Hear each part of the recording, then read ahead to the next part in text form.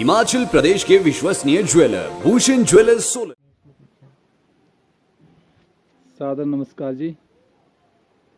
मैं आज आप लोगों के सामने वैवाहिक जीवन के संदर्भ में कुछ बताने जा रहा हूँ।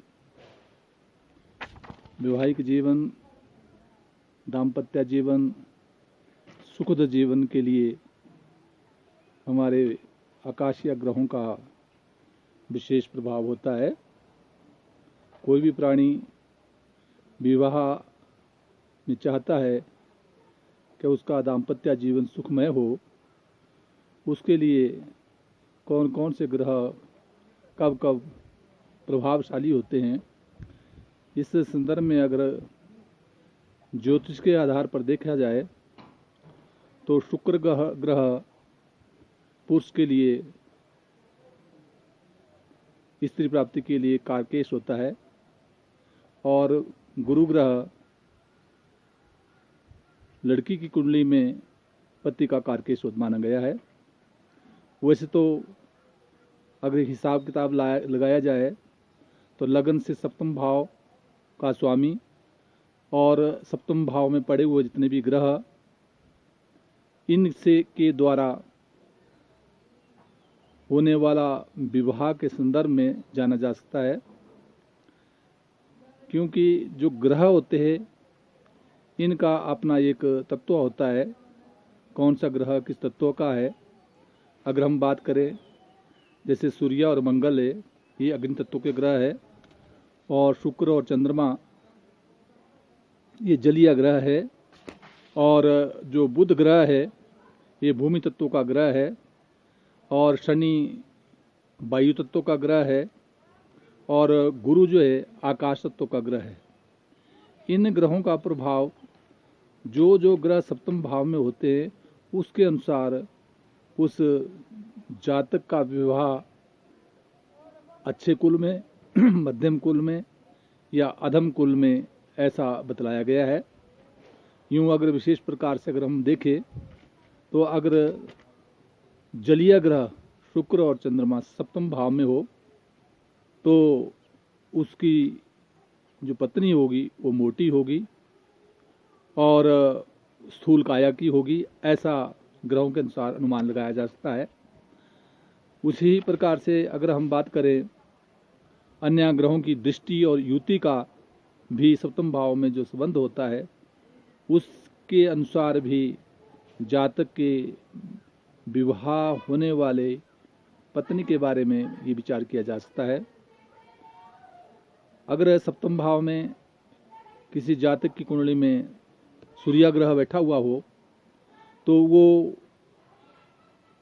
जातक जो है, उसकी जो पत्नी है वो कई बार जो है रोगाग्रस्त रह सकती है, और ऐसा भी कहा जा सकता है कि उसका जो विवाह होगा वो बड़ा विलंब से होगा।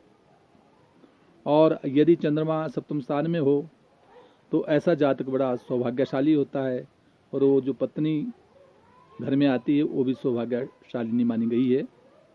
मंगल ग्रह सप्तम स्थान में सदैव दुख कारक ही माना गया है, क्योंकि मंगल ग्रह को जो है ये मांगलिक योग भी सप्तम भाव से बनता है, क्योंकि 1, 4, 7, 8 और 12 स्थानों में लगन से या शुक्र से भी कुछ लोग कहते हैं अगर मंगल ग्रह बैठा हुआ हो तो वो मांगलिक योग बनाता है।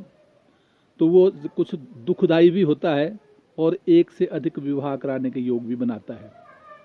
यदि बुध ग्रह सप्तम भाव में बैठा हुआ हो तो वो व्यक्ति बड़ा भाग्यशाली होता है, उसका दाम्पत्य जीवन बहुत अच्छा व्यतीत होता है, और परंतु उसकी पत्नी कदापि रोग से भी ग्रस्त रह सकती है, जिसको चर्म रोग इत्यादि हो सकते हैं। यदि गुरु ग्रह सप्तम स्थान में हो तो उसकी पत्नी सुंदर होती है और सौभाग्यशालिनी होती है, चरित्रवान होती है और सबका हित चाहने वाली होती है। इस प्रकार से गुरु ग्रह का प्रभाव सप्तम स्थान में माना गया है।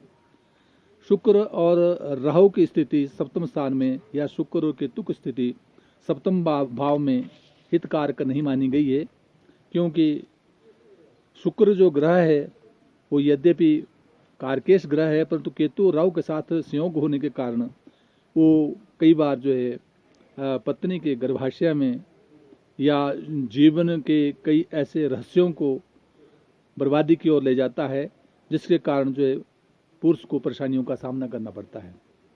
ऐसा भी देखा गया है कि विवाह अगर सप्तम स्थान में शनि ग्रह बैठा हुआ हो तो विवाह बड़े विलंब से होता है, और कई बार ऐसा भी होता है कि विवाह तो हो जाएगा परंतु उसकी पत्नी हो सकता है कि उसकी आयु से ज़्यादा हो। शनि ग्रह का प्रभाव इस प्रकार से भी देखा गया है। परंतु अगर हम जहाँ सप्तम भाव का स्वामी वहाँ बैठने वाले ग्रहों से पत्नी की आयु, उसका स्वभाव और उसके शारीरिक स्वास्थ्य के बारे में चिंतन करते हैं, वहाँ नवांश कुंडली के आधार पर भी पत्नी के जीवन का वृत्तांत के बारे में जाना जा सकता है कि उसका स्वभाव कैसा होगा, आने वाला जीवन उसको किस प्रकार से सुखमयी रहेगा। अगर हम बात करें जातक प्रजात की, उत्तर कालामृत की, पूर्व कालामृत की, ये दोनों पुस्तकें कालिदास द्वारा लिखित है, और यदि देवकेरलों के हिसाब से देखा जाए तो ये ग्रह जो है व्यक्ति के जीवन में विशेष प्रभाव डालते हैं, क्योंकि यत पिंडे तत् ब्रह्मांडे, यत ब्रह्मांडे तत् पिंडे, ऐसा कहा गया है। क्योंकि जैसे अगर हम जलीय ग्रहों की बात करें कि जलीय ग्रह कौन कौन से होते हैं या जलीय राशि कौन कौन सी होती है, उसमें शुक्र और चंद्रमा को जलीय ग्रह के अंतर्गत माना गया है। परंतु जो हमारी 4, 8 और 12 ये जो राशियां हैं, अर्थात जो है कर्क राशि, वृश्चिक राशि और मीन राशि, ये जलीय राशि होने के कारण इस सप्तम भाव में हो और वहाँ पर जलीय ग्रह भी बैठे हुए हो, तो ये अवश्य में है कि उस जातक की पत्नी जो है स्थूल काया मानी गई है। तो इस प्रकार से ग्रहों के अनुसार भी व्यक्ति के जीवन में पारिवारिक सुख और समृद्धि को के बारे में विचार किया जा सकता है। जय हिंद।